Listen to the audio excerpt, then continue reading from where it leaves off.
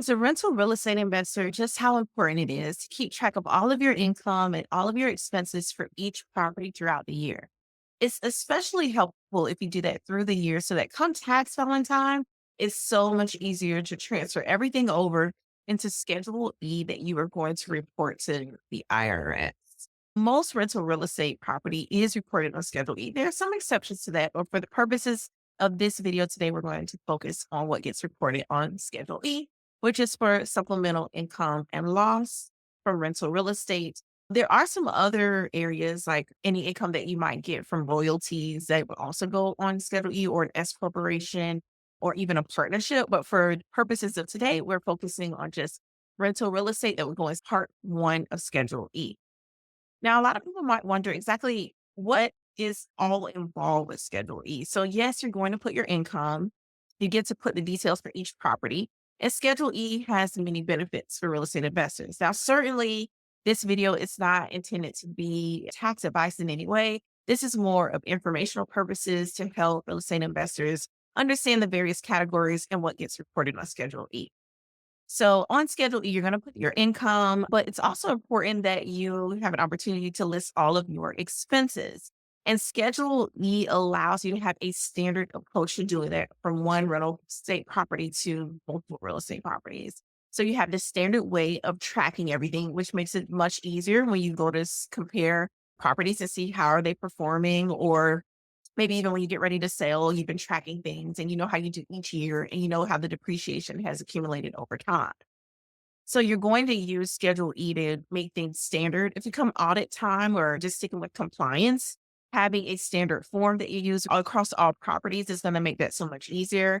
You are going to know exactly which expenses you deducted in any particular year. If you ever have to go back and reference it, that would be really important. And there are also certain rules that could come up. Like you could be eligible for a QBI, which is a qualified business income deduction. And Schedule E will be able to help with that and determining what that deduction might be. Also, if let's say at the end of the year you have a loss in your rental real estate, there are rules around being able to deduct any losses, and passive activity loss rules will come into play. So there's so many benefits to Schedule E. So what we're going to do now is go ahead and take a look at Schedule E together and walk through the various sections when you fill out part one in particular. So now when you want to go pull up the most recent version of the Schedule E form, I recommend going to the IRS website. So it's just irs.gov. I'm already on that site, but it's irs.gov. And then you can type in Schedule E. You'll see that it pulled up for me because I've already searched for this before. But you type in Schedule E, and then you just scroll down and you pull up the latest version that's available. And right now it's still the 2024 form. So I'm just going to make this bigger so that it's easier to see. And then you start to fill this out. If you made any payments in the year that would require you to fill out a Form 1099, you're going to basically check yes. And then the address of each property. So you can do three properties on this particular form. That's going to be important. So, right under A, B, and C, you put the physical address, so the street, city, state, and zip code. And if you have more than one property, you will use more than one Schedule E, basically to list three properties at a time. And then you go down to the type of property. So you're essentially for each property that you listen in up here for physical address and A, whatever property's there, then you put the type of property here for that property in particular. You're going to choose from the types of properties right here in this section. And so if it's a single family residence, then you put number one. And if it's a multifamily residence, you put number two. A lot of times apartment complexes might still fall under multifamily residence where you put part two or the type of property is two. So that'll be important. And your CPA or tax professional will be able to help with that as well. And vacation or short-term rental, you put three. Commercial properties, you put four, and so forth. So you can follow along with this land, royalties, any self-rental. And where self-rental might come into play, let's say maybe you're a dentist and you have a practice, and then you're also have set up maybe an LLC that your practice is actually renting out or leasing the property. So from yourself, basically. Self rental might come into play.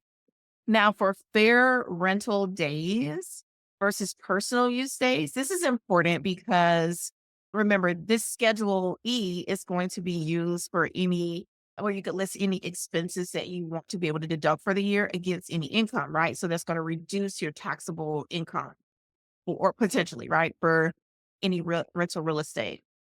So now, if you use it for personal use, obviously the days that you use that property for personal use, you aren't going to be able to deduct expenses for that time frame. So another personal use might be if you actually, which might be surprising to many people, if you rented the property out to, let's say, a family member, and technically you could get $2,400 for rent, but you only charge them 1,000 or $500. The IRS might assume that's actually personal use. Definitely speak with a CPA about that and tax professional. You want to make sure you're playing by the rules, especially if you could get audited on this. You just don't want any issues. But if you rent it out for less than fair market value, or if you have access to a unit or someone else has access to a particular unit, personal use might come into play. Let's say you're staying in a property, it's for rent, but you need to get it situated. There are some improvements. Maybe you're doing some handyman work yourself, etc. Then that technically does not count as personal use days. That's just you being in the property trying to get it ready to be rented. Now, for fair rental days, the fair rental days are basically the actual days that it's rented out. And that's going to be important because when it comes to deciding how much of the expenses you can deduct for the particular property, they are going to use a percentage of like, okay, well, how many days did you use it for personal use out of the days that it actually was rented out? So that's a big deal in terms of just determining whether or not you'll be able to deduct all or portion of the expenses. And then I think if you have it rented out less than 14 days, you wouldn't even report the income, which might sound exciting, like, oh, I don't have to report the income, but you also don't get to deduct any applicable expenses, right? Of course, your CPA or tax professional will be able to help with that, just to narrow in and see and make sure that you report as it's applicable to your particular situation. Now, for QJV, listed on the form, this stands for Qualified Joint Venture, which is essentially you and your spouse can elect to be treated as an unincorporated business. Now, there are some exceptions to this rule. There's some exceptions to this, but technically, you and your spouse, basically, you're renting out you have this rental business, and you get to select qualified joint venture because you guys are the only members. And this allows you not to have to complete a partnership return, which is an informational tax return. And you just get to select QJB. You're the only members. You materially participated in this business and you guys file a joint return. So you just want to make sure and see with your CPA or tax professional to see if you qualify for that. So then we go down to the income and expenses. So for each property, you're just going to list the applicable income. So see, it's designated here at A, B, and C. Pretty self-explanatory. You use A, B, and C here. Physical address. Then for each particular property, you put the type of property. And then you go right down to the next section for income. And you put it for property A, property B, property C. So you put the rents that you received from the property. Remember, for Schedule E, you also will put royalty income on here, but we're sticking to the rental real estate piece for this video. All right, so then you go down to expenses and you have a number of different expenses. One thing that would be a helpful tip on this is if you are tracking your expenses throughout the year, it's really a good idea to set up your tracking, whatever method you're using to track it. Maybe you have software, maybe you have a property management company, or maybe you're using QuickBooks, whatever you're using. It will be a good idea to use the same categories that you would use a Schedule E anyway.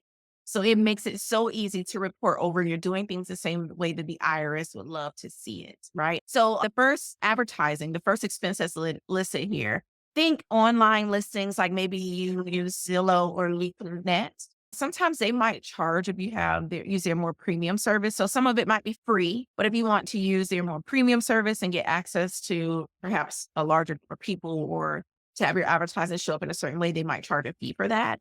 So any advertising expenses, or maybe you are on Instagram or a real estate website, like maybe like realtor.com, or maybe you pay for photography or videography, like high quality photos. And a lot of people are doing video tours of their rental property now, or even signage that you might put out in the front of the property for rent, signs, or anything like that you might pay for. Those are some of the advertising expenses you might come across. And then for auto and travel expenses, think travel to and from your property, and you want to keep track of the mileage. Now, there are different ways that you can go about this. I think there's like a set expense or mileage fee that you could take, or you might take actual, and your CPA or tax professional can help with that. But keeping track of any mileage to and from, any fuel costs or any parking or tolls, or maybe your property is in a whole nother state, right? And so in that case, any flights that you might take or meals while you're traveling that you have to eat, or any hotel lodging expenses, those kinds of things would fit into auto and travel. Now, cleaning and maintenance, no surprise, like any expenses that you might incur before the property is rented and you need to get the carpet cleaned or the kitchen cleaned, stove deep cleaned. Maybe you do a service when the property, or excuse me, when the renter moves out and you get it cleaned, that will fall into that as well. Any pest control, those kinds of things could fall into under cleaning and maintenance. And then as far as commissions go, for commissions, think maybe there's a leasing agent that you're paying and to actually get the property leased. Or maybe maybe you're trying to pay a property manager, and sometimes that fee that they charge might go in there if it's just for that one time fee. That could be included in that section as well, or tenant placement fee, and then insurance. So, of course, you have to have your property insurance. That's going to be important. Any property insurance that you pay for that will go in this section, and you could deduct that. Flood insurance, an umbrella policy maybe that you have. And it might only be a portion of that umbrella policy that gets to be included here. Your CPA or tax professional could help with that. And then legal and other professional fees. So legal and other professional fees, maybe you had your lease reviewed or someone to help through the eviction process. That'll be important. Or fees for tax advice or preparation of any tax forms that will be included there. Now, you wouldn't deduct legal fees that you might have to defend the property title or something like that. You wouldn't deduct those. So it's important to just know which ones will fall under that category. And if you're unsure, your CPA and tax professional will be able to help you with that. Now, even management fees will come into play. If you have a property manager, sometimes they will charge 10% generally is what I see, but they could charge anywhere from 8 to 12% of whatever your monthly rental income is to manage that property for you. So that's something that you would include on here as well, and you get to deduct that expense. So it's not fun paying it all the time, but at least they're taking care of the property for you, handling those late night calls, maybe because the sink isn't working, or I don't know, there's a plumbing issue or whatever have you. And so it might not be fun to have to pay them, but at least you get to deduct that expense. And then mortgage interest. So any mortgage interest you pay, maybe you have a mortgage on the property and the interest that you pay to the banks. This could also include maybe you're using a credit card to pay for the various different expenses, and any interest that you would be charged with the credit card that's applicable to the rental real estate business. That will be included as well. Now, as far as other interests, maybe you have a loan that's not to a bank, maybe outside of a bank, and you have to pay interest. And actually, credit card interest might even fall under section 13 or line 13 as well. So it'll be important to decipher that with your CPA or tax professional. And then repairs. Any repairs that you get done to the property, maybe like I mentioned before, broken plumbing, maybe you had to fix a door or fix appliances, those kinds of things would be included.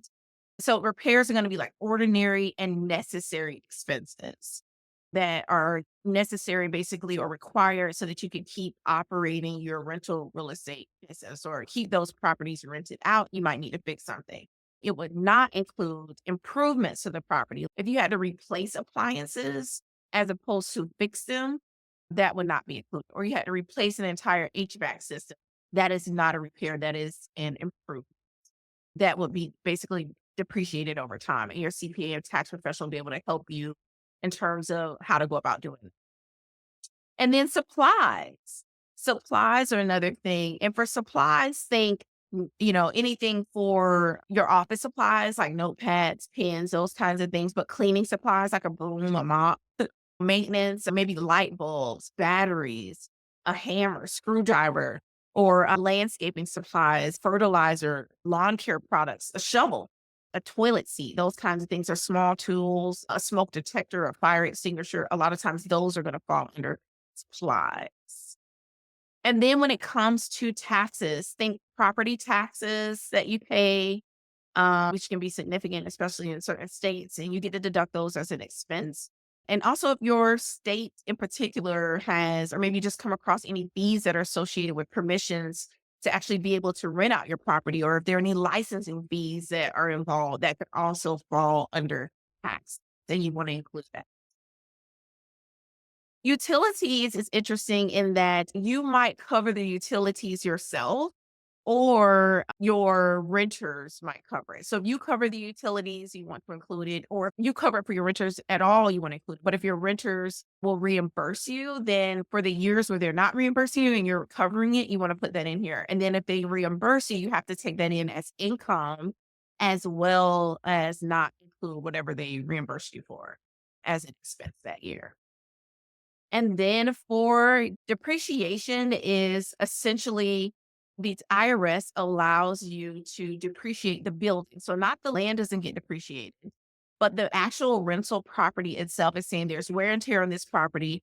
And each year the IRS is actually going to assume that you take a certain amount of depreciation. Now, whether or not you take it, they still will count that you've taken it. So it's often better to just take it anyway. And then you take it as an expense. So essentially, if you have residential property, that's depreciated over 27.5 years. So they're going to take the cost basis of just the rental property itself, right? Excluding the land and divide it by 27.5 years. And that's going to be for residential. So like up here, the single family residence and even multifamily residence will typically fall under residential. Now, if there's an exception to the multifamily residence or you have an apartment building or so, then your CPA will let you know. But typically that's going to be under residential and that's depreciated over 27.5 years.